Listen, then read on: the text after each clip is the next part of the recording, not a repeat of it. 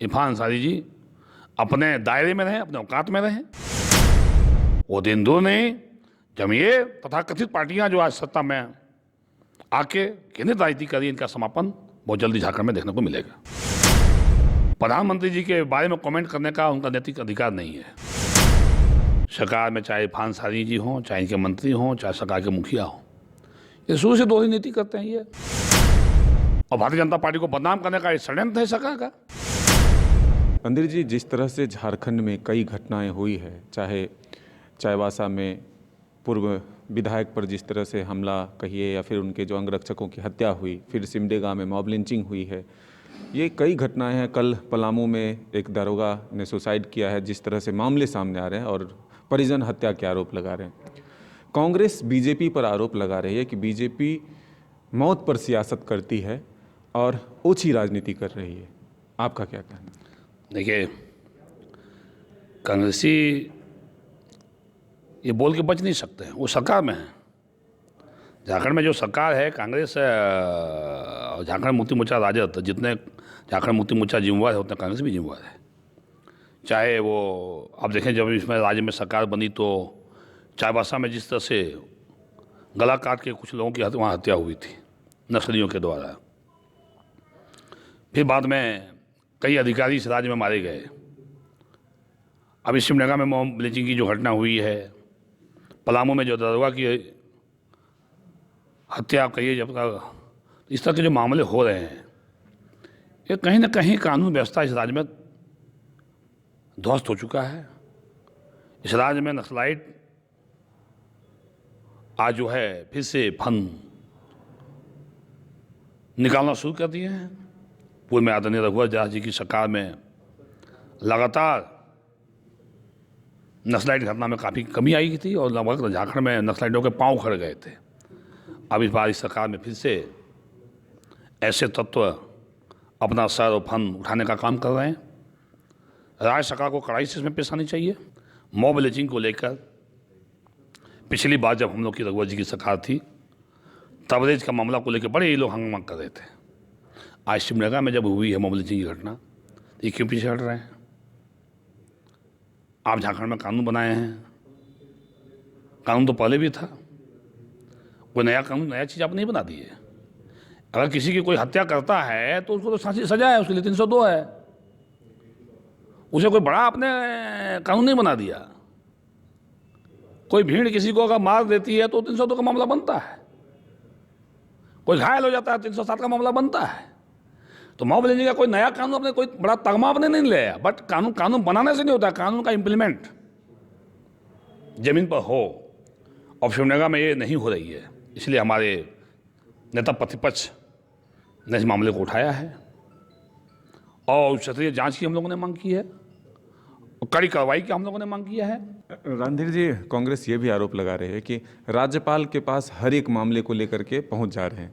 राज्यपाल पर भरोसा है या नहीं, ये सवाल खड़े कर रहे हैं। देखिए, राज्य में चुनी हुई सरकार है। राज्य में चुनी हुई सरकार जब कोई मामले का जांच नहीं करेंगे, न्याय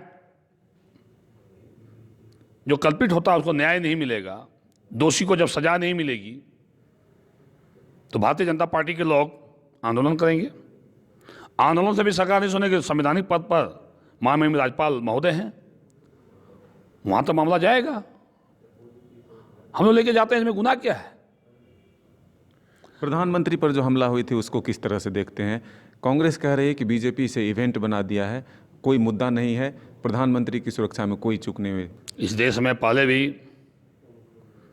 प्रधानमंत्री जी के कई प्रधानमंत्री जी की हत्या हुई है। कांग्रेसी जो आज बोल रहे हैं, कांग्रेस पार्टी के ही नेता और तत्कालीन प्रधानमंत्री आदरणीय इंदिरा गांधी जी की हत्या सुरक्षा में चूक के वजह से हुई। कांग्रेस पार्टी के ही नेता और तत्कालीन प्रधानमंत्री रहे आदरणीय राजीव जी की भी हत्या तमिलनाडु में सुरक्षा चूक की वजह से हुई। ऐसे कई उदाहरण हैं। पंजाब में बेअंत सिंह की भी हत्या हुई, वहां के मुख्यमंत्री रहते हुए। और जहां पे प्रधानमंत्री जी के साथ षड्यंत्र हुआ पाकिस्तान सीमा से सटा हुआ एरिया है। प्रधानमंत्री जी आज देश ही नहीं बल्कि दुनिया के सबसे लोकप्रिय नेता हैं। षड्यंत्र उनके पीछे राष्ट्रीय स्तर से लेकर विदेश स्तर पर भी लोग बड़े बड़े षड्यंत्रकारी षड्यंत्र करते हैं, उनके विरुद्ध में कर रहे हैं। और कांग्रेस पार्टी ये करके नहीं बच सकती है। कांग्रेस पार्टी जो प्रधानमंत्री जी का प्रोटोकॉल होता है सुरक्षा का, सख्त सुरक्षा घेरा उनका होता है, क्यों नहीं उन्होंने दिया? क्यों नहीं वहाँ के चीफ सेक्रेटरी, वहाँ के डीजीपी क्यों उनके सुरक्षा में नहीं लगे? क्यों रोड जाम रहा? रोड जाम में हजारों पुलिस पदाधिकारी वहाँ क्या कर रहे थे? प्रधानमंत्री जी जिस रोड से जाते उस रोड को कैसे जाम कर दिया गया? कांग्रेसी लोग रोड पर कैसे उतरे? अगर हत्या की साजिश नहीं था तो ये क्यों हुआ? तो कांग्रेस के पास बोलने का कोई नतीजा नहीं बचा है। लेकिन यहीं के विधायक हैं इरफान अंसारी, वो कह रहे हैं कि प्रधानमंत्री को अगर यहाँ सुरक्षा में चूक लगती है या डर लगता है तो पाकिस्तान चले जाएं। तो अब मैं प्रधानमंत्री इरफान अंसारी से पूछना चाहता हूँ, उस समय जब इंदिरा गांधी जी की हत्या हुई, राजीव गांधी जी की हत्या हुई, उस सुरक्षा में चूक नहीं था? उस समय वो पाकिस्तान भेजने का बात क्यों नहीं किए? इरफान अंसारी जी सरीखे जो कांग्रेसी हैं, उनको कहाँ कौन सी बातें बोलनी चाहिए? इरफान अंसारी जी अपने दायरे में रहें, अपने औकात में रहें। प्रधानमंत्री जी के बारे में कमेंट करने का उनका नैतिक अधिकार नहीं है। उस लायक वो नेता नहीं है, उतने बड़े भी राष्ट्रीय नेता नहीं है कांग्रेस पार्टी के वो। रणधीर जी, एक बड़ा और सवाल, क्या लग रहा है कि मॉब लिंचिंग को लेकर के तुष्टीकरण की राजनीति हो रही है?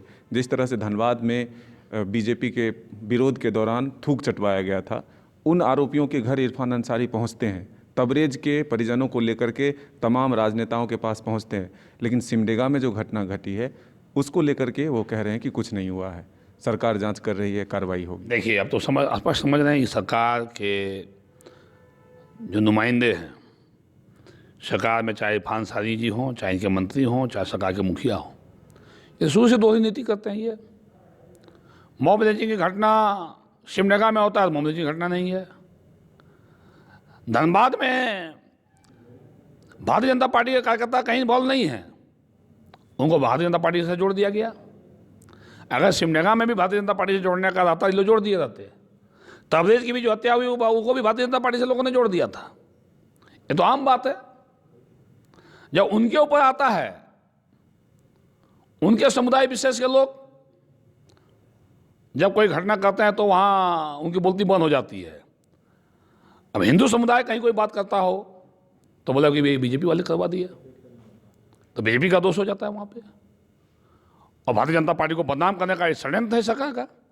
आपको लग रहा है कि तुष्टीकरण भारतीय जनता पार्टी, एक जान लीजिए आप, भारतीय जनता पार्टी का जो कमल है वो कीचड़ में खिलता है।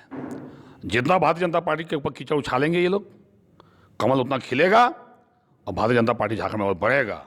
वो दिन दूर नहीं जब ये तथाकथित पार्टियां जो आज सत्ता में आके केंद्रित राजनीति करी, इनका समापन बहुत जल्दी झारखंड में देखने को मिलेगा। तो ये रणधीर सिंह जी थे जिनका साफ तौर पर कहना है कि यहाँ पर तुष्टीकरण की राजनीति हो रही है। कहीं भी कोई अगर मॉब लिंचिंग की घटना अन्य दलों के द्वारा या अन्य समुदाय के लोगों के द्वारा होता है तो वो बीजेपी पर आरोप लगा दिए जाते हैं, लेकिन अगर हिंदू समाज के साथ घटना होती है तब ये लोग चुप बैठ जाते हैं। अपने सहयोगी वेदांत के साथ मदन सिंह, न्यूज़ 22 रांची।